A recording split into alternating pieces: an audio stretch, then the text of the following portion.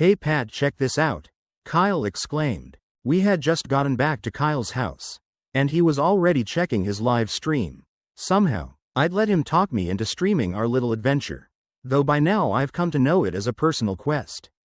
It turned out we had gotten a lot of engagement, and his numbers had boosted tremendously. True crime really is the wave it seems. From the footage he was able to get, I'm sure his subs are going crazy. We are both exhausted from the last couple weeks of activity, but no grievous injuries to speak of physically. Mentally, scars have been reopened and will take time to heal. But that can't begin while the wounds are still fresh, and answers yet elude us. Last time I left off, there was a noise outside my house that caught my attention. I was immediately sent back into panic mode, but it turned out it was just a raccoon dumping over my trash can. A somewhat annoying end to my nightmarish evening, you could say. Kyle and I had made some plans that night, but since I had sprained my ankle, we thought that going back to Eigelhart the following week would be a bad idea, especially if running for our lives was going to be probable. Instead, I formulated a different plan for us to implement for the time being. I wasn't sure if the police would believe me or not, but even if they did, whatever information they may gather was unlikely to find its way to me. While trying to infiltrate the den of the damned sounded insane, my ultimate goal since that fateful night was to investigate for myself the indoor pool. See what I could find. Clues about my friend's disappearance. After my flight from those things, I was almost certain that whatever happened to Bailey involved them. So instead of doing anything else, I started doing some research. First, I wanted to investigate why the indoor pool, otherwise called a natatorium thanks to my research, had closed. Although a popular place in its heyday, 12 years ago they began having problems with keeping the pH levels within range. People had been reporting feeling itchy and having what sounded like chemical burns after swimming. After an inspection by the water department, it was deemed unsafe to use. Public pools are managed by the city, and most often routine maintenance is not kept up with. Apparently, it's not worth the money to upkeep. Sure enough, when I looked deeper, nationwide this is common practice of using until it can't be used anymore. Then demolition. Of course, it seemed like my city was super broke, as the building still sits there 12 years later and never got demolished. There was also an environmental aspect that caused the shutdown. It turned out that the pH levels were extremely low in the water when the inspection happened. This can cause some of the symptoms that had been reported. This highly acidic water runoff was affecting local wildlife and slowly destroying part of the ecosystem of the North Woods.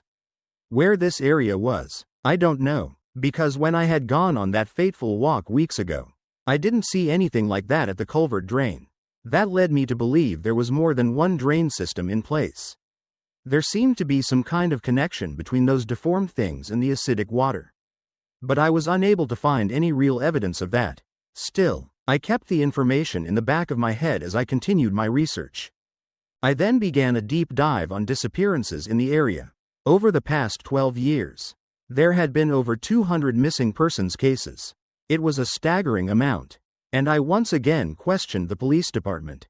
I actually decided to call and talk to a detective about the alarming missing persons numbers, inquiring about my friend as a ruse. They had the gall to say that there were no active missing persons cases at this time, as if because they decided they were done looking, the case was now solved. After I hung up, I became jaded and more disillusioned with the world than I had already been. I committed myself to unraveling this mystery myself, with the help of Kyle, of course. Speaking of Kyle, he was making his own headway. Kyle went to the park one early morning and set up a few trail cams. One was pointed towards the natatorium, one nestled underneath the wooden deck deep in the preserve that overlooks the forest, and a third one pointing towards the culvert where I had first seen the things. In this way, he had been able to somewhat monitor the area when he had time to go over the footage. He had finally spotted them on cam and continued to see them come and go, especially at the culvert. Interestingly, the camera setup under the deck captured a lot more movement than we imagined. My original hypothesis was that they lived in the natatorium, but what we discovered was that most of the movement we'd seen, they would be walking in the opposite direction. Remember last time, when there was a path to the left or the right at this juncture? I had gone left, leading towards the drain off. Whatever was going on down the right pathway was still a mystery. Still, we had the general idea that the natatorium wasn't necessarily where they lived. It might just be some kind of waypoint. After observing their activity for the past week, we thought we should come up with a temporary name for them. To keep things simpler, we went with lurkers. At this point, my ankle had nearly healed. Another week and it would be good to run on again. We used this week to finish a few tasks and most importantly ask ourselves some tough questions. Our plan was to enter the park early in the morning. Before sunrise, we would try banging on the natatorium just before the sun came up and see if we roused any lurkers who may be within. If we deemed the coast clear enough, we would then try and enter the building via the culvert drain. When we got inside, look for any clues. Straightforward, yes, but we were forgetting a key component. What if we encountered the lurkers? We would try and fight them off and escape. But we weren't sure we could bring ourselves to kill one. Unless we had no other option.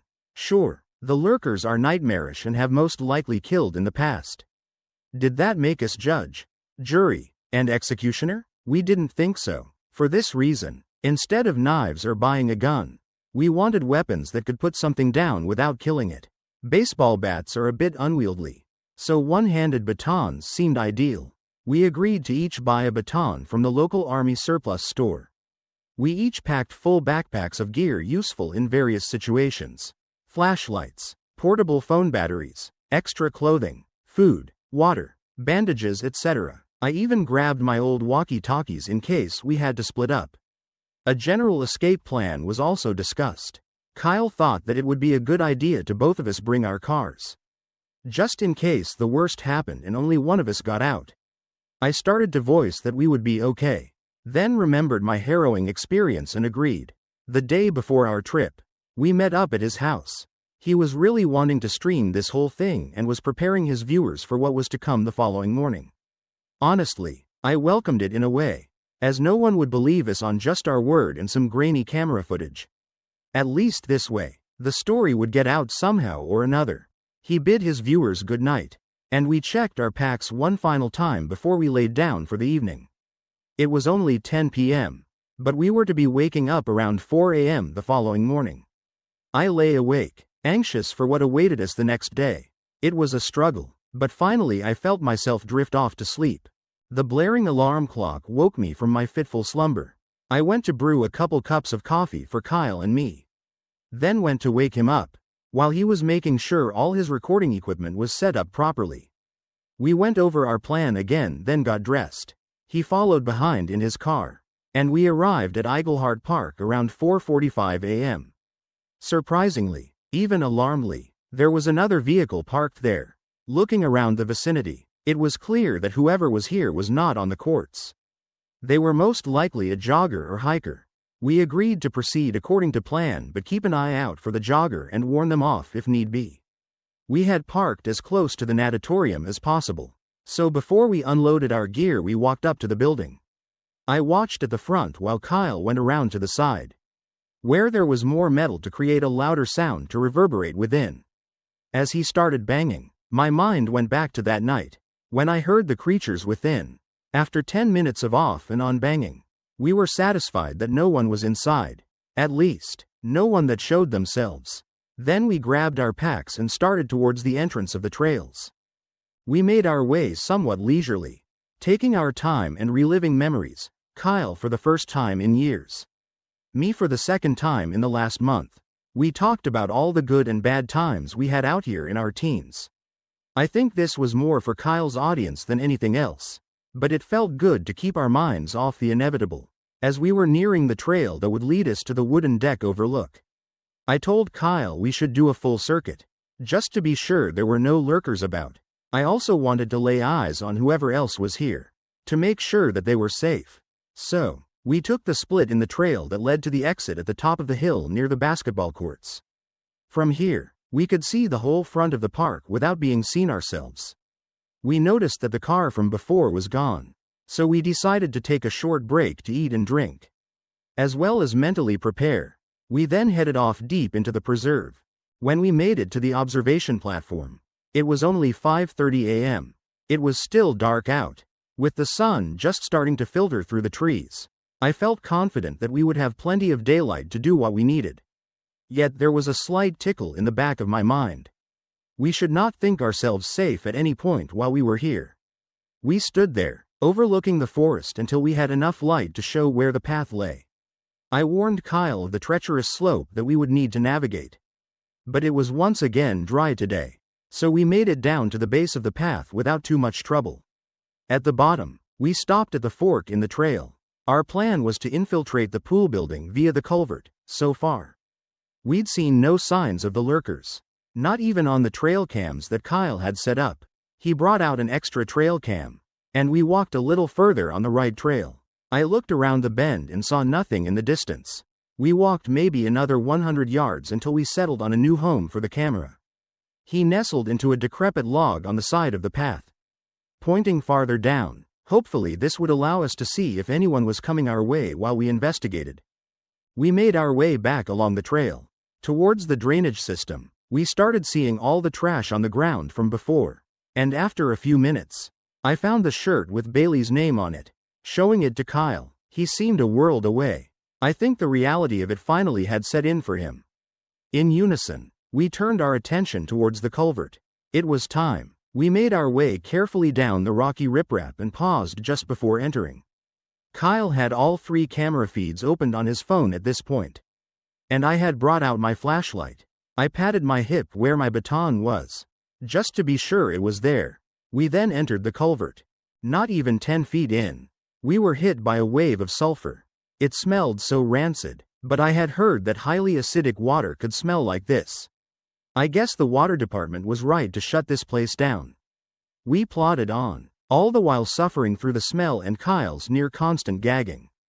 The tension was palpable. I had my light shining in front the whole time, while Kyle had his facing the end of the drain from whence we came. We had been walking at a steady pace for about 15 minutes when Kyle motioned for me to stop. He showed me his phone, and we saw the camera facing the pool building had detected some movement. On the edge of the feed, we clearly saw something walk briefly into the frame before disappearing again. Panic started setting in for me immediately, but I quickly suppressed it. We came here for a reason, and the quicker we made it to the natatorium, the quicker we could figure out our next step. Reckless as it was, Kyle agreed that we were too close to turn back. It could have been the wind blowing some debris, but I knew better. We proceeded on, albeit at a much faster pace. Barely 5 minutes later, it seemed the drain bent upwards sharply. We had been walking at a steady incline this whole time. Very gradual but perceptible. We shined our lights upward and saw a grate. Along the wall of the drain, an aluminum ladder led the way up. We proceeded cautiously, with me leading the way. As I jarred the grate from its resting spot, I heard a noise I hadn't been anticipating despite this entire journey racking my body and mind with fear. Someone was screaming. I hurriedly dogged the grate back and almost fell on top of Kyle as we scurried down. Yet before we could do anything else, I heard what appeared to be the sighs of relief. I paused a moment, then went back up the ladder, Kyle giving me that, "What the fuck?" stare. The screaming began again as soon as I lifted the grate, mixed with bouts of sobbing with a hinge of hysteria. I quickly pulled myself out and was now on the bottom of one of the old Olympic pools. I shined my light around, hoping to locate the noise while Kyle pulled himself up, doing my best to remain calm despite the blood-curdling screams. I slowly looked for a ladder or some steps to get out of the pool. Kyle found some to our right, so we cautiously made our way up, shining our lights around all the while. It was near pitch black in here even during daylight, as big as this building was with no electricity and just a few small windows. Basically, we couldn't see shit. I located what seemed to be the source of the sound though and worked our way towards one of the employee offices. I think, just outside the door, it turned into more of a whimper. "Hello?" I called out. "We aren't one of those things. Are you okay?" Hello? Help me," the woman replied. She had been bound in the corner of the room to something that had been bolted into the ground. As dark as it was, I couldn't tell what. As I got out my pocket knife to cut the rope, she started screaming hysterically again. And as she did, I looked up towards Kyle who was shining his light for me to see. Behind him was a silhouette. Humanoid. Gangly. Wretched. Kyle was too slow to react. The lurker had bum rushed him into the concrete wall headfirst. My attention focused on his immobile form sprawled onto the linoleum floor. Unconscious. The lurker then turned towards me. But before the sick fucker could even form a smile, I cracked him right in his forehead with my baton. It went limp, and I slammed the door shut. Rushing to check on Kyle and the woman, I finished cutting her free first, then had her help me with Kyle. Checking his wound, he was bleeding from the impact to the wall, but it wasn't gushing or anything. While he was out, I asked the woman how she got here. Her name was Emily. She was scared out of her wits about these monsters who seemed to have abducted her while she was jogging. I remembered the car was gone before we went to infiltrate the natatorium. And she admitted the lurkers took her keys. So, things were getting more and more dicey. It seems the lurkers could drive. Maybe that's how they've been getting away with this shit for so long. There must be someplace nearby, at least within walking distance, that they were dumping the vehicles. At this point we had Kyle sitting on the ground leaned up against the wall.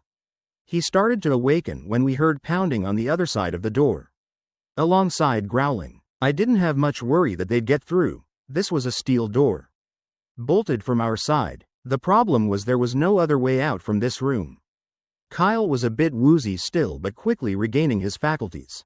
Emily had calmed down somewhat as well. Meanwhile, I was listening, trying to tell how many of those lurkers were banging on the door. The not-so-distant sounds of thunder were distracting, but we all agreed it sounded like 2 or 3 just outside the door. Kyle and I knew that we had seen movement on the trail cam halfway through the drainpipe. So there could be more of them on the way. The situation would quickly deteriorate for us if that were the case. So we needed to act quickly. Kyle had Emily stand to the side of the door, hidden behind it when it opens inward. We flung it open and found ourselves face to face with Nightmare incarnate. This was Kyle's first proper look at the things close up, and the adrenaline-fueled scream he emitted sent chills down my spine. We swung with our clubs at a frantic pace, throwing kicks as well, anything to knock them out of our way. The one I had cracked moments ago was stirring again, but between Kyle and I and our weapons, we incapacitated them all within a few minutes. We put them into the room we just left, then barricaded the door to prevent them from escaping quickly. We had to act fast, so the 3 of us began searching for another escape. According to my research from the last couple weeks, there should be at least one more drain that we could take to the outside. Frantic, we realized it was far too dark to find another exit, so we started to make our way to the Olympic pool drain we lumbered through to get here. The idea wasn't thrilling, but what other choice did we have? Just as we made the decision, Kyle yelled that something was coming up from the drain.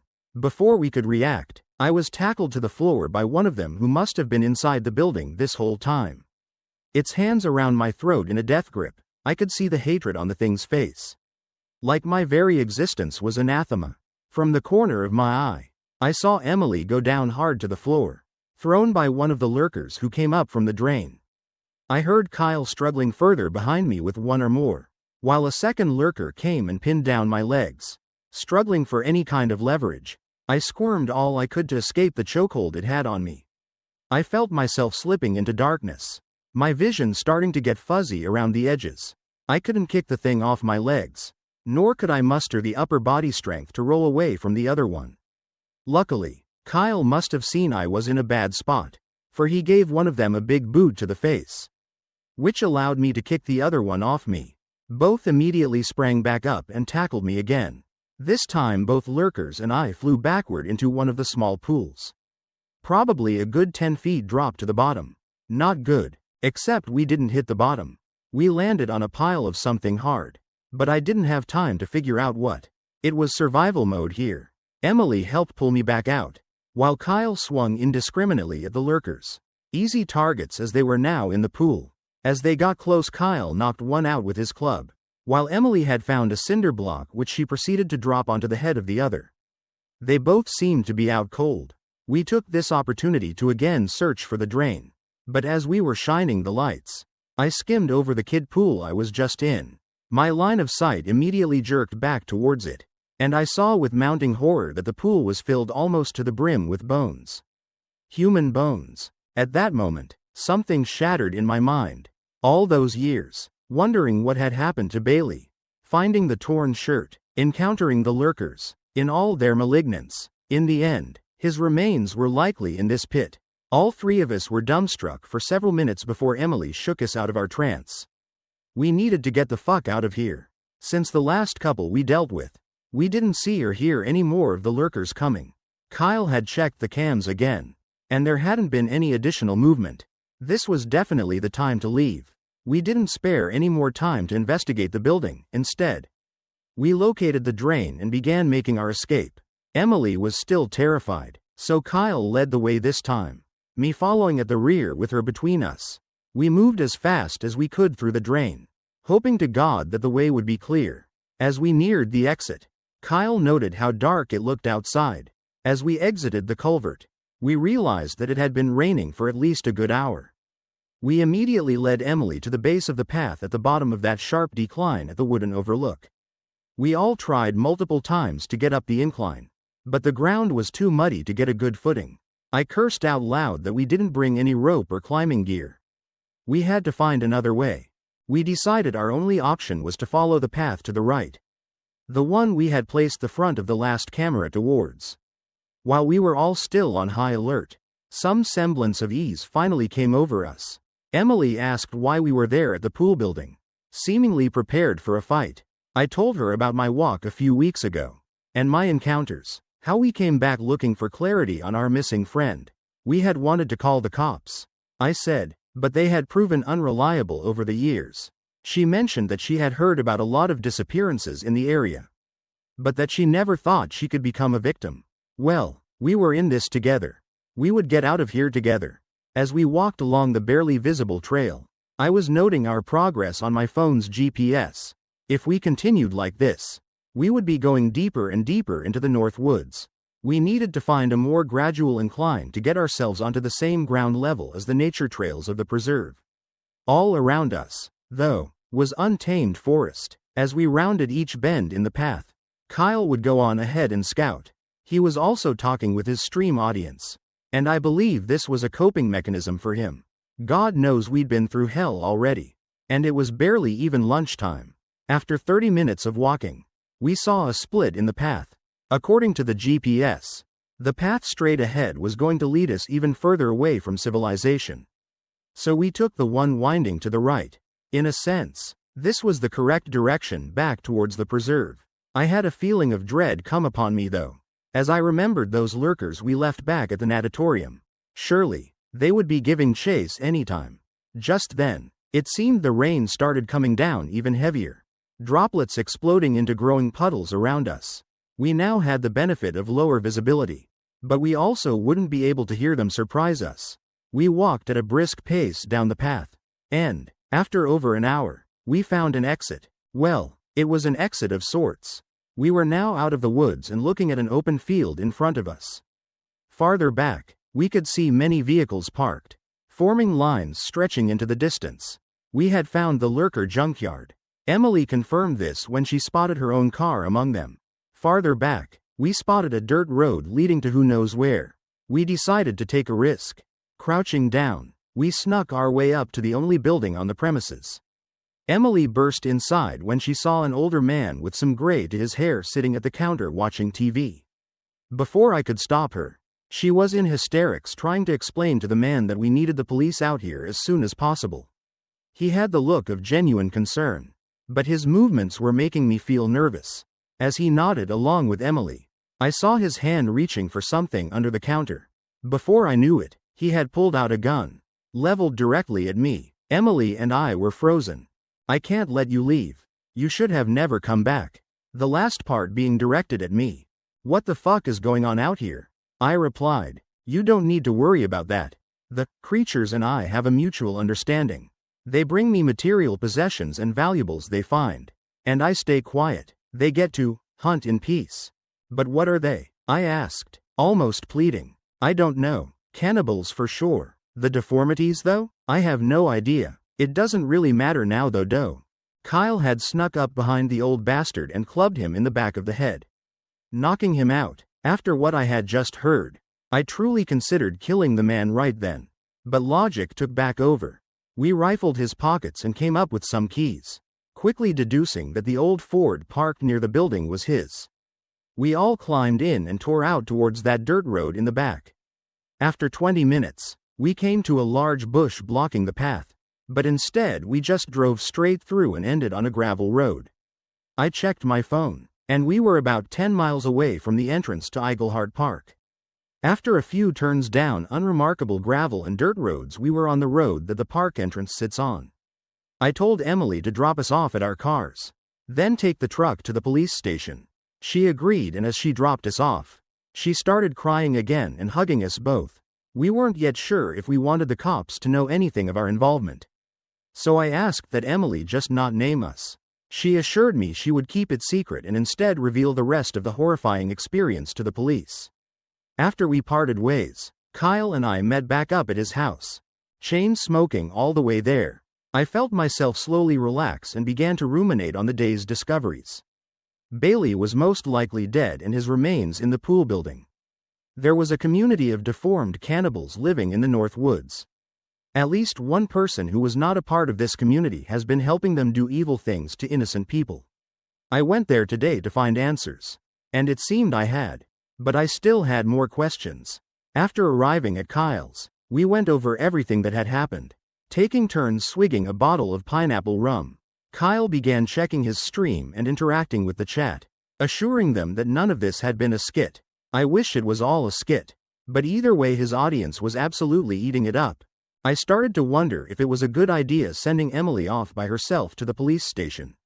I know she was scared out of her mind, and having someone there with her while she tried to explain the whole ordeal would have been better. I made the decision then to go to the station the next day and corroborate the story. They absolutely had to check that building. As I was reflecting on what to do next though, Kyle snapped me out of it. He showed me the trail cam live feed of the culvert.